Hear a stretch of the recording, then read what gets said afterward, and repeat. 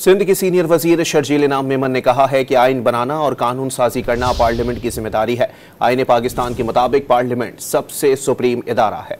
शर्जील इनाम मेमन ने अपने बयान में कहा कि चेयरमैन बिलावल भुट्टो जरदारी वाज़ेह कर चुके हैं कि पाकिस्तान पीपल्स पार्टी आइन का तहफ़्फ़ुज़ करेगी। पीपल्स पार्टी आइन की बालादस्ती पर यकीन रखती है। सदर जरदारी ने अपने दौरे हुकूमत में पार्लियामेंट को मजबूत और मुस्तहकम किया। पाकिस्तान की तारीख में पहली बार सदर जरदारी ने अपने सदारती इख्तियारात पार्लियामेंट को मुंतकिल किए। सदारती इख्तियारात में तखफीफ की और पार्लियामेंट और जमहूरियत को मुस्तहकम किया। शर्जील इनाम मेमन ने अपने बयान में कहा कि चेयरमैन बिलावल भुट्टो जरदारी वाज़ेह कर चुके हैं कि पाकिस्तान पीपल्स पार्टी आइन का तहफ़्फ़ुज़ करेगी। पीपल्स पार्टी आइन की बालादस्ती पर यकीन रखती है। सदर जरदारी ने अपने दौरे हुकूमत में पार्लियामेंट को मजबूत और मुस्तहकम किया।